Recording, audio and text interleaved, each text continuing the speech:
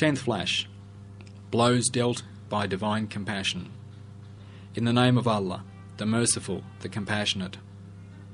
On the day when every soul will be confronted with all the good it has done and all the evil it has done, it will wish there were a great distance between it and its evil. But Allah cautions you to remember Himself, and Allah is full of kindness to those who serve Him. Qur'an, Surah 3, verse 30. One meaning of the above verse is expounded by explaining the blows dealt by divine compassion that my comrades in service of the Qur'an receive in consequence of the faults and mistakes they make as a result of human nature. A succession of extraordinary events proceeding from the service of the Qur'an and an instance of Gawth al-Azam's wonder-working will be explained. Who supervises this sacred service with Allah's permission and assists it with His saintly influence and help, so that those who perform it may persevere earnestly in their service. There are three sorts of wonder-working associated with this sacred service. The first sort is that aspect which prepares the service and urges those employed to perform it. The second sort removes obstacles and repulses the evil of those who oppose it and deals them blows. There are numerous instances of this sort, and they are very lengthy. So postponing them to another time, we shall discuss the third sort, which are the lightest. Footnote number 3. For example, those who oppose religion themselves suffer in this world a greater penalty than the torments, distress and treachery they inflict on students of the Risale-i. They receive what they have given. The third sort is this. Whenever those who work sincerely in this service become lax, they receive a compassionate slap.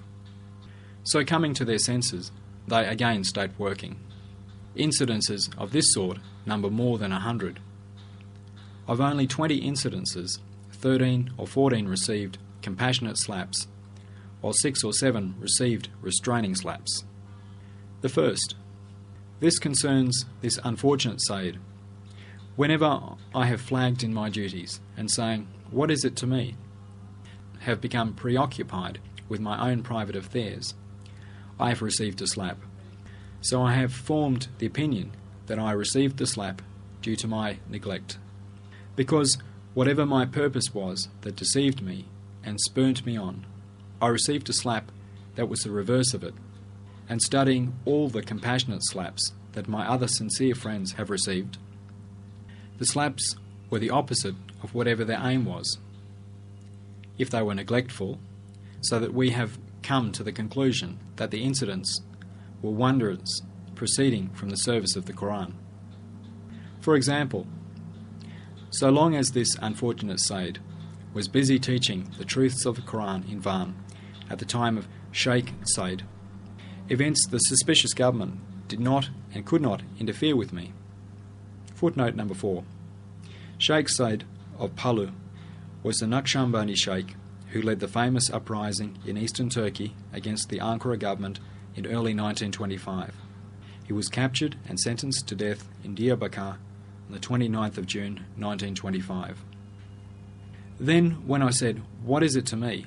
and thinking of myself, withdrew into a ruined cave on Mount Erkek in order to save my life in the hereafter, they took me without cause and exiled me, and I was brought to Burdir.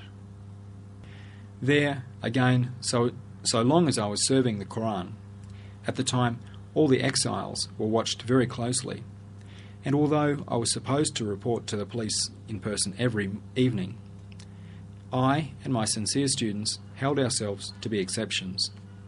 The governor there complained to Fevzi Pasha when he visited, but Fevzi Pasha said, "Don't interfere with him, treat him with respect." Footnote number 5. This refers to Marshal Fevzi Çakmak, Chief of General Staff of the Turkish Army. What made him say that was the sacred nature of service of the Qur'an. But whenever I have become overcome by the idea of saving myself and thought only of my life in the hereafter, and there has been a temporary slackening in my service of the Qur'an, I have received a slap contrary to my intentions. That is to say, I was sent from one place of exile to another. I was sent to Sparta. In Sparta, I took up my duties again. After 20 days, a number of cowardly people said by way of a warning, "Perhaps the government won't look favourably on this situation. It would be better if you go a bit cautiously." Again, the idea of thinking only of myself took hold of me, and I said, "The people should not come." And again I was taken from that place of exile and sent to a third, Bala. And in Bala, whenever a slackness has come over me, and the idea of thinking of myself only has gained strength, one of these serpents and two-faced hypocrites from among the worldly has been sent to pester me. During this 8 years, 80 such incidents have befallen me. I could recount them, but I am cutting them short so as not to bore people. My brothers, I have told of the compassionate slaps I have received. Now, if you will permit it, and forgive me, I shall relate those that have befallen you. Do not be offended. If anyone is offended, I will not put his name. The second, my true brother, and first and most superior and self-sacrificing student, Abdul Majid, had a fine house in Van. He was well off, and he was a teacher. Following his own ideas, he did not join those who were attempting to send me to the border region against my wishes, which was a place more in need of Quranic service, and as though for my benefit did not vote for it. As though, if I had gone to the border region, both my service of the Qur'an would have been apolitical, not pure, and they would have expelled him from Van, so he did not take part. But he received a compassionate slap contrary to his intentions, for he had to leave both Van and his beautiful house and his native region. He was compelled to go to Eragani. The third, Ulisibe, was an important participant in our service of the Qur'an. When he returned to his native region, Eridir, there were factors that would have allowed him great enjoyment and worldly happiness, perhaps causing him to become slack in his service of the Qur'an, which pertains solely to the hereafter.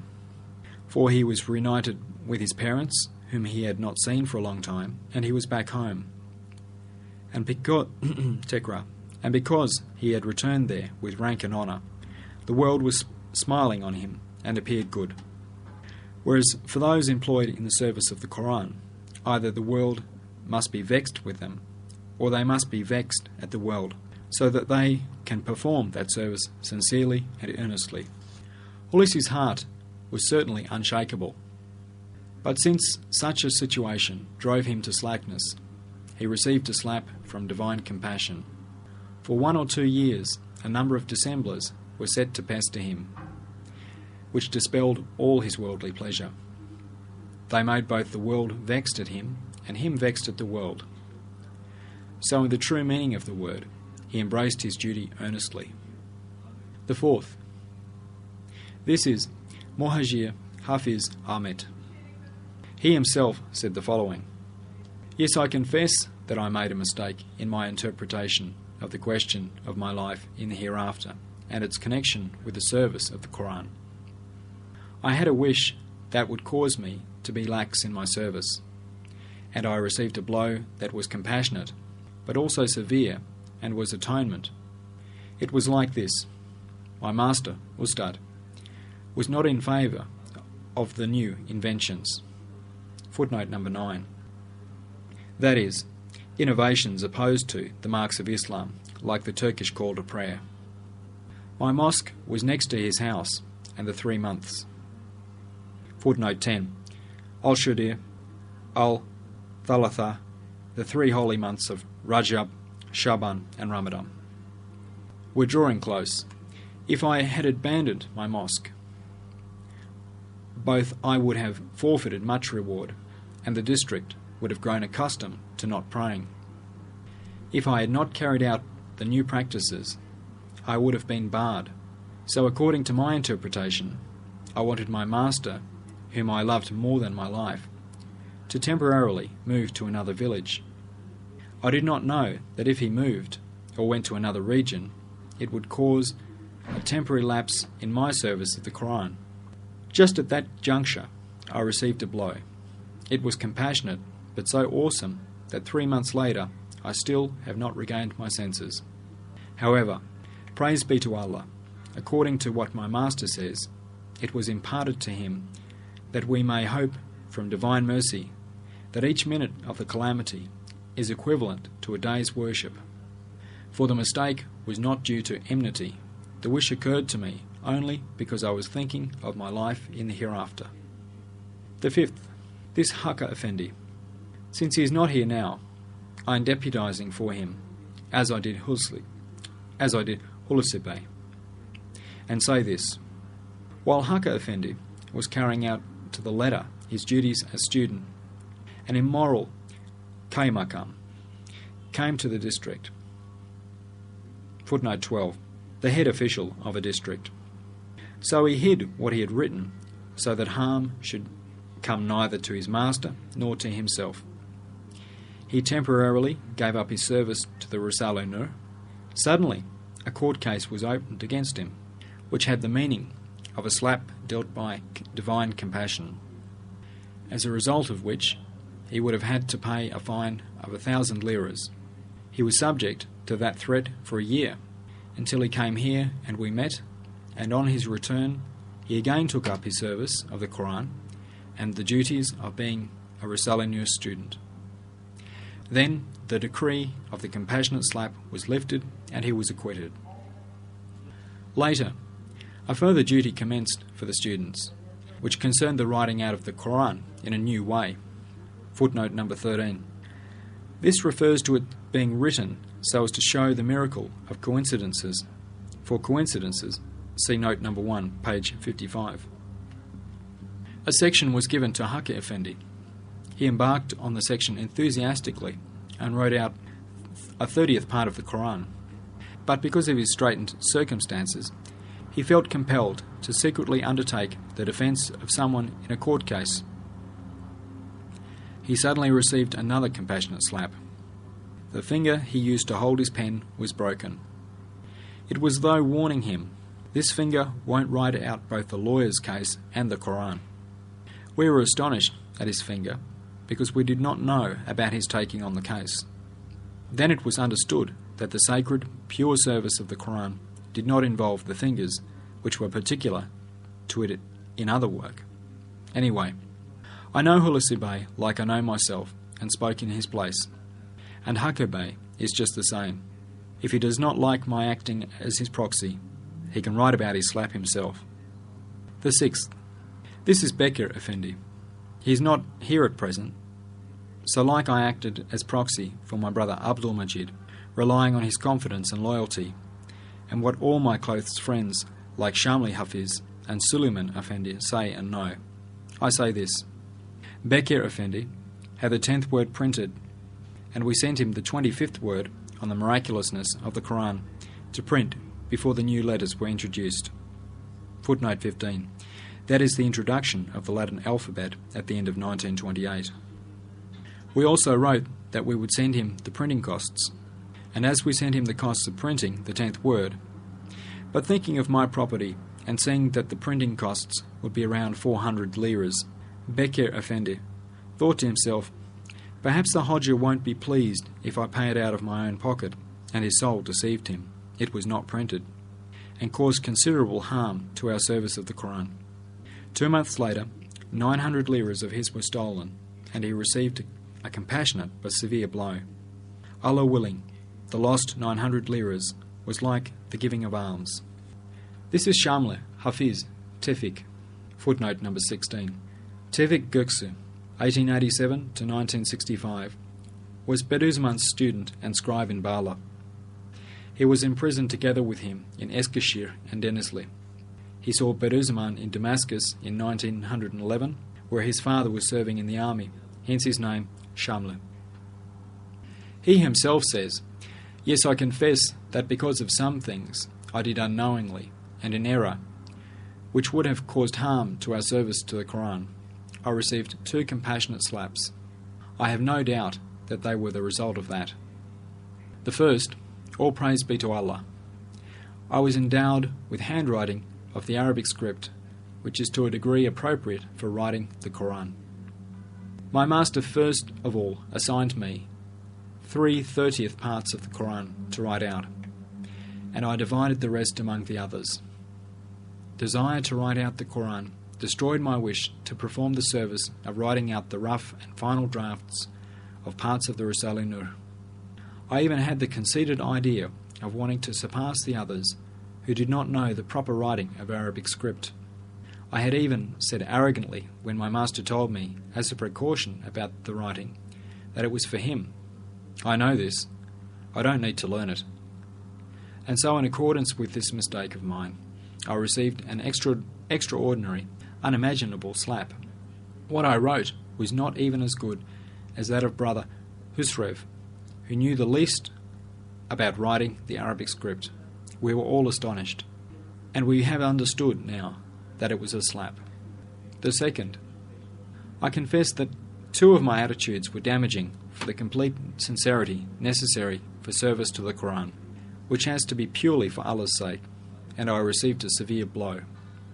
For I am like a stranger in the religion, and foreign also, but I should not complain, since I did not observe frugality and contentment, important rules of my master. I suffer from poverty. I am compelled to mix with selfish and arrogant people, and so, may Allah forgive it, I was forced to be generous in hypocritical, sycophantic manner.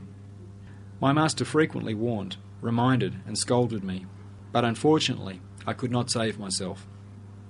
On the one hand, Satans from among jinn and men were profiteering from the situation of mine, which was opposed to the spirit of service of the all-wise Qur'an, and on the other, it caused a coldness and slackness in service. In the face of this fault of mine, I received a severe, but Allah-willing, compassionate blow. I have no doubt that it happened as a consequence of that fault. The blow was this. Although for 8 years I have had both close relations with my master and been his writer of rough drafts and final drafts for around 8 months, I had been unable to benefit from the Risale-i. We were astonished at this situation. Both I and my master sought the reason, wondering why it was. We now feel certain that those truths of the Qur'an are light and luminous, and cannot unite with the darkness and artificiality, flattery and abasement. So the meaning of those truths, lights, were drawing away from me, appearing foreign to me and as strangers. I beseech Almighty Allah that He will grant me sincerity worthy of such service, and save me from hypocrisy and artificiality towards the worldly. I request firstly of my master and all my brothers that they pray for me. The most faulty, Shamla, Hafiz, Tifik. This is Serani. Like Husrev, he was one of my students who was enthusiastic about the Risale-i and had a good understanding of it. I consulted the ideas of my students in Sparta about the coincidences which are a key to the mystery of the Qur'an and to the science of Jafir. The others responded and took part eagerly, but because he had other ideas and points of interest, he did not respond, and in addition wanted me to give up the truth I knew to be certain. He wrote me a letter that upset me considerably. I said, "Alas, I have lost this student." Certainly, I wanted to enlighten his ideas, but a further meaning confused matters. He received a blow from divine compassion. He remained for nearly a year in a place of seclusion, that is, in prison. The 9th. This is Hafiz Zutu the Elder. At a time as those supervising the Risale-i students in Arus, not considering the students' spiritual honour to be sufficient, who had taken as their way the following of the practices of the Prophet, peace be upon him, and avoiding innovations. He took it on himself to teach a serious innovation in hope of increasing his standing in the eyes of the worldly. He perpetuated an error which was directly and completely opposed to our way, and received an awesome slap from divine compassion. An incident occurred that completely destroyed his family's honour. Unfortunately, Hafiz Zutu, the younger, was also affected by the grievous incident although he was not deserving of any slap. But Allah willing,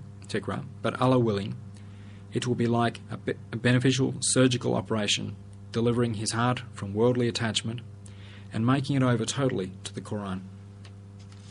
The 10th. This is someone called Hafiz Ahmed. May Allah have mercy on him.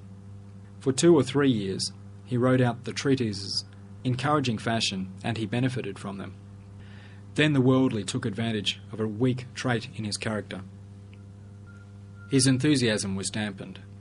He had relations with the worldly, perhaps so that in that way he would not be harmed by them, and have some say with them, and win some sort of position, and make his scant livelihood more plentiful.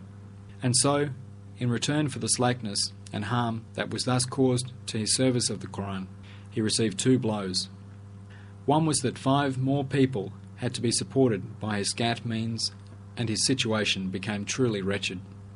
The second slap, as someone who was sensitive in regard to honour and self-respect, and could not brook anyone's criticism or objections, he was unknowingly used as a shield by certain cunning people in such a way that his honour was sullied.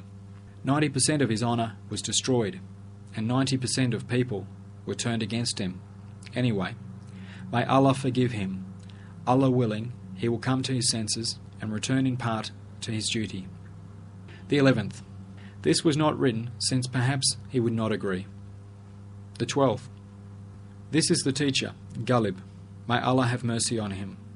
Yes, he performed great services, loyally and appreciatively, in writing out final drafts of the treatises, displaying no weakness in the face of any difficulties. Most days he would come, and listening with complete eagerness, copy them down.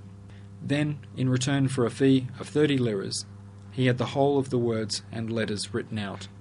His aim was to distribute them in his native region and to enlighten the people there. But due to certain ideas, he did not distribute the treatises as he had envisaged, and left them in their box. Suddenly a grievous event occurred for which he had suffered grief and sorrow for a year. He gained numerous unjust and tyrannical enemies in place of a handful of official enemies who would have been his inimical just because he had distributed the treatises, and lost some of his friends. The 13th. This is Hafiz Khalid. May Allah grant him mercy. Footnote 17. A teacher by profession, Hafiz Khalid Tekin was a native of Bala. He was one of Bediuzzaman's close students there, also acting as his scribe. He said, "Yes, I confess that I was feverishly engaged in writing out rough drafts of the work of my master, disseminated in serving the Qur'an, when the post of Imam in a mosque in our quarter became available. With the intention of dressing once again in my former robe and wearing a turban, I temporarily neglected my service and avoided doing it. I received a compassionate slap, contrary to my intentions. Although for 8 or 9 months I acted as Imam, in extraordinary manner, I was unable to wear the turban, despite the repeated promises of the Mufti. I have no doubt that this compassionate slap was the result of my error.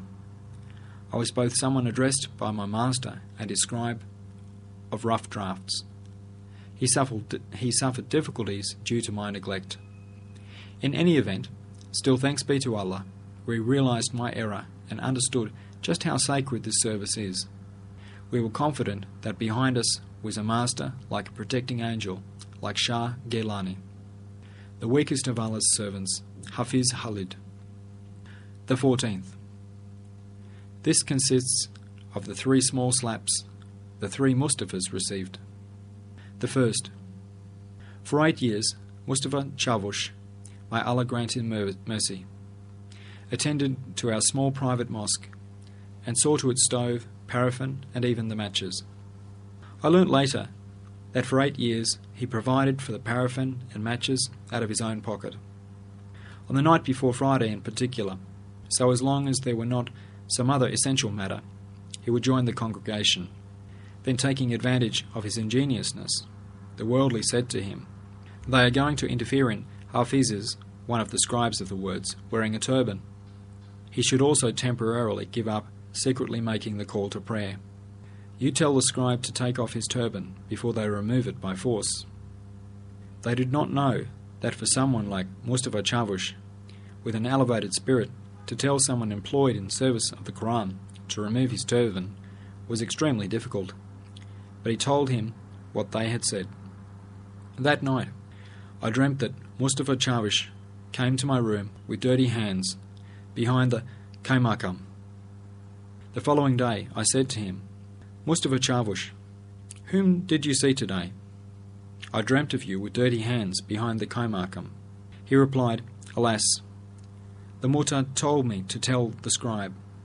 I did not know what was behind it. Also, the same day, he brought almost an oka of paraffin, in a way he had never done before. He left the mosque door open, and a kitten entered. Then a big man came, and supposing the paraffin in the ewer to be water, sprinkled it all around the mosque in order to clean it and the mess left by the kitten on the prayer mat. It is extraordinary that he did not smell the paraffin. That is to say, the mosque did not allow the man to smell it. In order to point out to Mustafa Çavuş, through the tongue of disposition, we don't need your paraffin. I have not accepted it because of the mistake you made. That week, on the eve of Friday and other important prayers, even he was unable to join the congregation, although he tried to.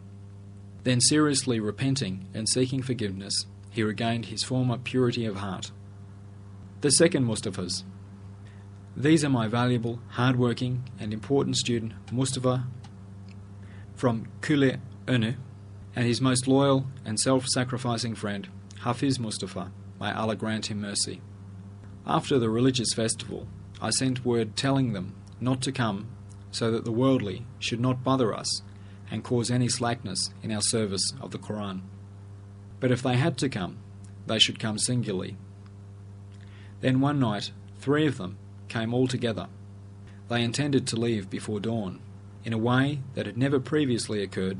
Neither Mustafa Çavuş, nor Suleiman Effendi, nor myself, nor themselves, had thought of taking any clear precautions.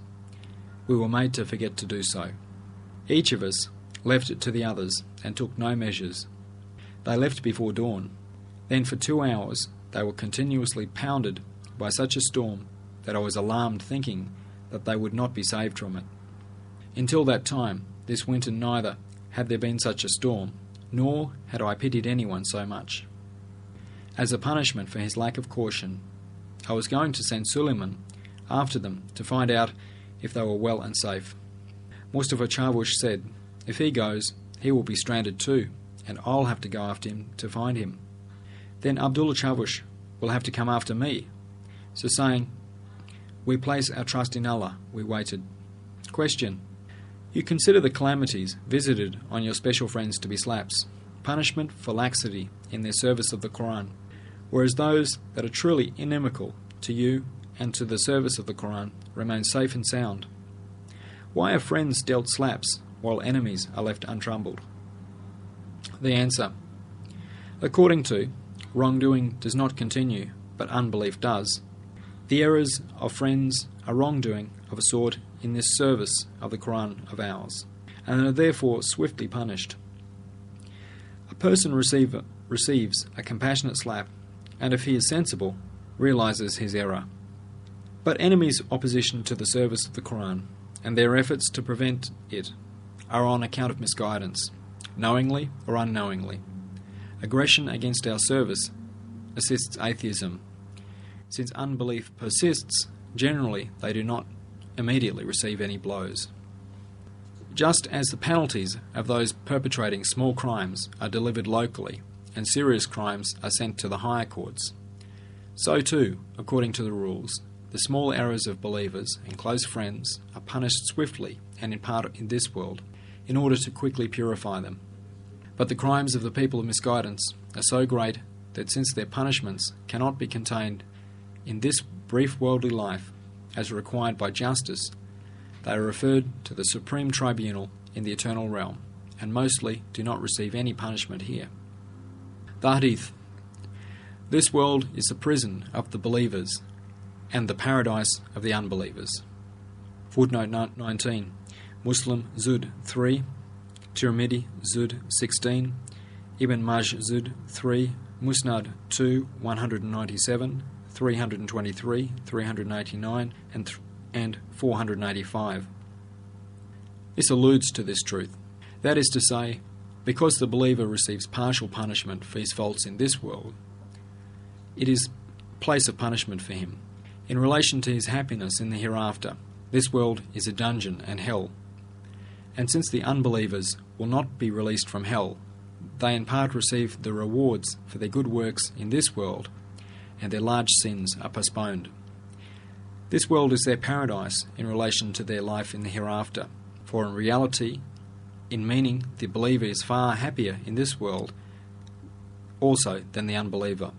A believer's faith is quite simply like a paradise in his spirit, while the unbelief of the unbeliever sets afire a sort of hell in his being. Glory be unto you. We have no knowledge save that which you have taught us. Indeed, you are all